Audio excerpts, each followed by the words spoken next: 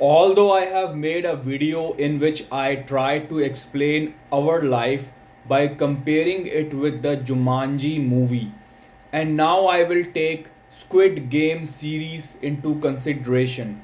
See, in the second season, when the old player comes back in the game again to warn others not to play the game, so who is he? That concept is related to rebirth. When someone is giving you this divine Gita knowledge, why is he giving? Because he has played the game of life many times in the past and he remembers his previous birth. So now he came to help others by providing them with the permanent solution to exit the game of life and death. At least if you are not ready to exit the game and still have some unfulfilled desires, in that case too Gita will prove beneficial to you. Meaning, in the same way that old player was trying to help others to win the game.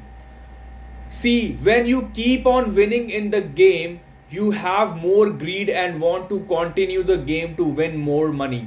But the old player has already realized that this money is not worth it. So he is warning others. Since many are thinking they can still win the game, but the old player already knows that many of them will die. Maybe all will die because now the game has become more difficult in comparison to when the old player played it the first time. Similarly, the game of life keeps on getting difficult for those who haven't got into this divine Gita knowledge. See how that old player is trying to stop the game, but yet he is unsuccessful. Yes, because the game always remains. But your target is spreading the divine knowledge so that whoever is ready can take benefit. Even if there is no change, means no one is ready to quit the game. You just need to do your duty, and that is a win in itself. The crazy part is when they need to team up and go inside a room with a specific number of teammates, and the ones who couldn't make a group will die outside the game that they played in the end. A son forgets his mother, but luckily the mother is saved. Luck is not what we think it is. There is nothing random. Everything happening is because of your own, what you desire, what you want to be. But remember, it happens as an average. So it may not happen at the same time when you desire, but it will sure happen when the time comes. When the old player makes a plan to end the game by making a team to kill the owner of the game, that is like there has been a revolt that came inside his mind. He is now bored of the game and wants to finish it at any expense. Making a comparison with our life game here is quite challenging. You have two choices to finish the game. Either you go completely against the honor and revolt. That path is negative and it's for self destruction. You remain like a slave and will never understand the game of life. The other path is the path of surrender. Like in the Squid Game, they were compelled to surrender, but that was out of fear. But in the game of life, the surrender must be after complete understanding of the game of life. So you must gain the complete knowledge, which, as I have been repeating again and again, is only Bhagavad-Gita. That path is the path of devotion.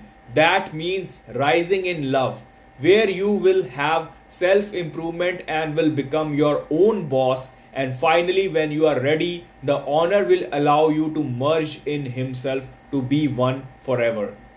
Also, when you see Hwang In Ho, also known as the front man, who is the current head staff member and the person who oversees the Squid Games, he became the front man, and after he played in and won the 28th Squid Game in 2015 as player 132. He is now also playing the game just for the comparison, although it's not possible to compare.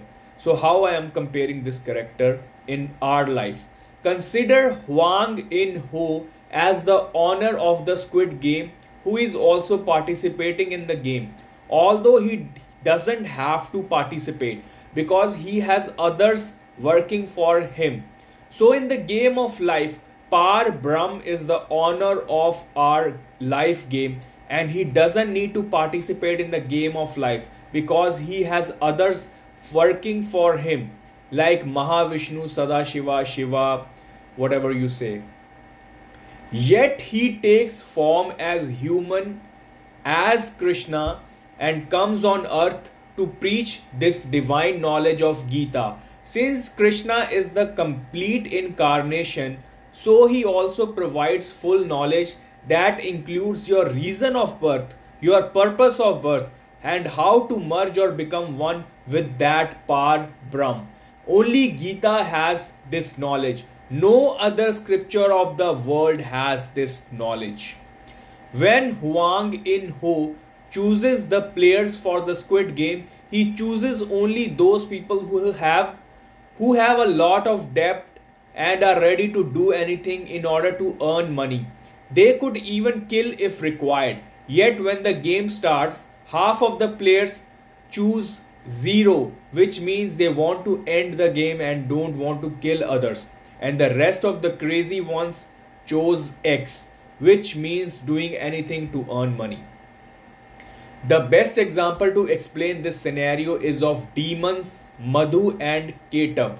They did something bad that they realized later on. Then there were two options available for them to choose to improve their history of bad deeds.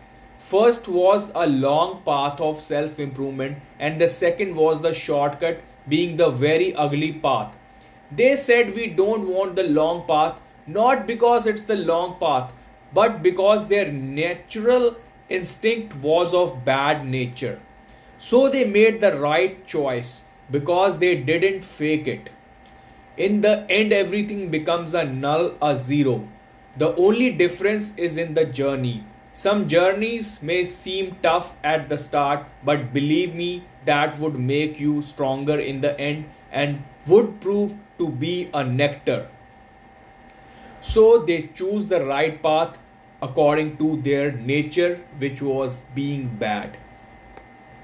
Also, in the game of life, I will give you another example of Prince Siddhartha, aka Buddha, who did his best and went to many gurus who could provide him moksha, meaning help him attain the ultimate bliss. Yet he failed. All the gurus said, "We gave you everything and we can't help you more." Buddha then gave up everything and finally sat under a tree without any desires. Buddha even gave up the desire to attain moksha, which is the ultimate highest desire one can think of, but still it's a desire. And after that moment, finally he ends up becoming the Buddha we know today.